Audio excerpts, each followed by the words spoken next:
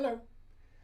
Today we are going to be talking about the B flat major scale, and we're going to be learning a more advanced scale fingering that involves using no open strings. So like other videos where we use no open strings, we'll be doing a lot of pivoting and or shifting depending on your preference. And so if you're uncomfortable with the idea of pivoting or shifting, maybe go watch another video about pivoting and shifting and go back to the other scale fingerings that we have which use open strings. So again, we're going to do B flat major, just the scale today, 1 through 3 octaves. So as usual, we're going to start in half position. Oh, and before we continue, go ahead and get your bass out, pause the video. This will be a lesson where you can play along for most of it when I'm not talking. So we'll be starting off in half position with first finger on the A string where B flat is. So once we've got that B flat, hopefully we're warmed up, ready to go. We got B flat, first finger. We're going to go ahead and shift to first finger C, so we can then play fourth finger D. Shift back to first finger E flat. Shift a whole step up, same as the lower string, to first finger F, fourth finger G. Just a whole step shift back to A, first finger, and second finger B flat. That's the first octave. And if all of that seemed a little overwhelming, we're going to do that again, so you'll be able to play along. But practice this one, get comfortable with it first, and then we'll continue with the upper octaves. So this is a lot of whole step shifts here. And the way that I like to imagine that is as a finger replacement. Again, if you haven't heard of a finger replacement, I have a video for that, and you can go watch that as well. So first finger, B flat, goes to where fourth finger was, which was covering the C, but now we're playing with first finger. Fourth finger D. Shift back to first finger E flat, which means our fourth finger will be over the F. But we're going to go ahead and shift to first finger F, fourth finger G. First finger A, second finger B flat. Let's try that together. We'll go in half notes. Just the one octave up and down. 1, 2, half notes, go.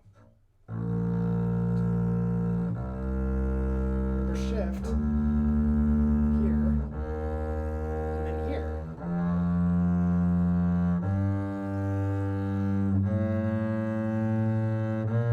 Back down, first finger.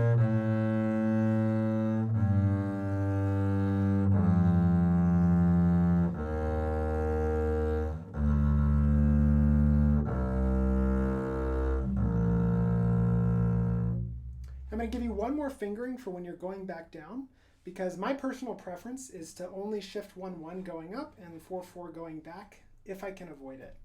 And that's just because of the shape of the hand.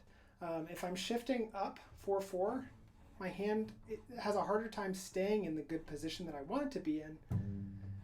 Whereas with if I'm shifting up 1-1, my hand wants to stay in that hand position. Likewise, going down, it's easier to stay in this position than having that happen. This will make more sense as you experiment, so I encourage you to try these fingerings. The most important thing is to play in tune and to know how far you're shifting when you shift. Okay? So going back down, we're just going to modify it now, starting on second finger B flat, first finger A, fourth finger G, that's a shift of a half step. And we're going to go to fourth finger F, first finger E, fourth finger D, shift to fourth finger C, and first finger B flat. So that's instead of shifting 1-1, we're doing 4-4s. Give that a try, experiment with it. If you have any questions, please ask. Okay, so that's the first octave. Let's continue with the second octave. So we're here on second finger. A little bit of wolf on my B flat today. And then we're going to go to fourth finger C. How far is it to fourth finger C? If I put my fourth finger down here, it'd be a B. So I need to shift up a half step to get to fourth finger C. Second finger B, fourth finger C. Okay, so that's the beginning of that one, assuming we're continuing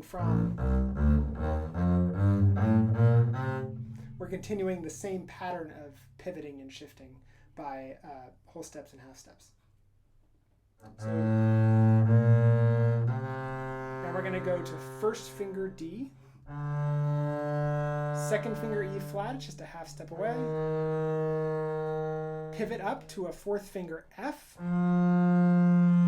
So let's pause there and recognize that we have E flat is a whole step away from F. F is a whole step away from E flat. So when we go from 2-4, we have to pivot. And then we're going to go to thumb for the G, it's a harmonic. First finger, and then second finger. Let's go back down, first finger, thumb, fourth finger F, second finger E flat, that was a pivot, first finger D, fourth finger C, second finger B flat. And then normally we would continue, but we're going to stop there. Now we're going to go all the way back up, follow along, and we're going to continue into the third octave. If you're not comfortable in thumb position, feel free to stop and just listen and try to follow along and watch what I'm doing. I have introduction to thumb position videos available. So we will start here on the second finger B flat. Fourth finger, that's a half step pivot or shift. First finger D. Second finger, no shifting, E flat. Now we have to pivot or shift to get to F. Thumb G. First finger A. Second finger B flat. We're going to go ahead and shift to first finger C. Third finger D. First finger E flat. Second finger F. Remember, that's a whole step. First finger G. Second finger A, it's a whole step. And then a half step to B, flat. With third finger. Third finger. Second finger, A. First finger, a whole step lower, G. Second finger, F. First finger, E flat. Third finger, D. That's a harmonic, you can check that. First finger, C. Second finger, B flat. First finger, A. Now we're at thumb, G. We're going to continue down. Fourth finger, F. Pivot or shift to second finger, E flat. First finger, D. Shift to fourth finger, C. Second finger, B flat. Let's keep going. First finger, A. Remember, we're going to close our G, fourth finger. Shift down, fourth finger to F. First finger, E flat. Shift to fourth finger, D. Close that D. Fourth finger, C. First finger, B flat. So you may be wondering, or you may be thinking, all this shifting is kind of unnecessary. We have open strings. For that first octave, it's a lot easier if we don't do all those extra shifts. The reason I want us to do it is so that we have a very strong awareness of where our fingers lay when we're in half position versus first position versus this position, which is on its way to second position, so that we know where all the notes are, as if we were playing a fretted instrument, a bass guitar or a guitar, or even a gamba that has half steps that you can really visualize. And we will start building up that ability to perceive those notes in different places. And the first step is to close our open strings. So do your best to play these in tune. It also makes you stronger, which is great.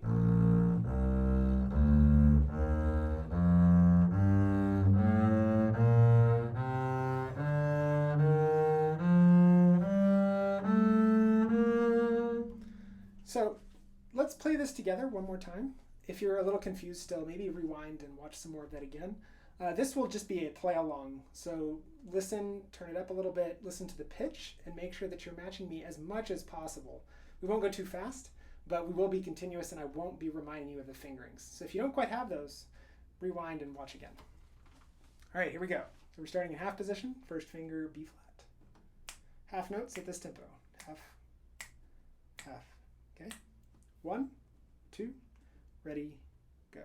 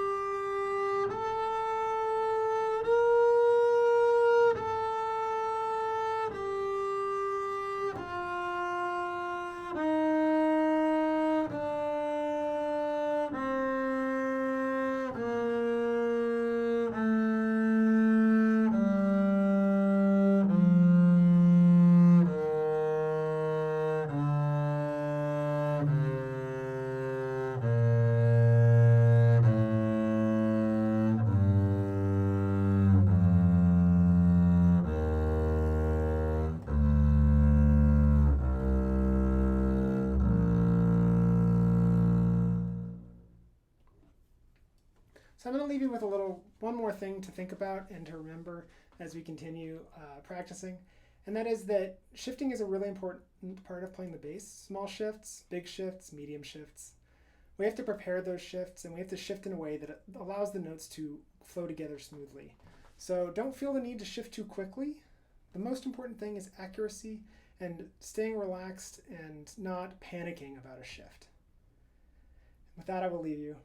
If you have any questions, please let me know, and happy practicing.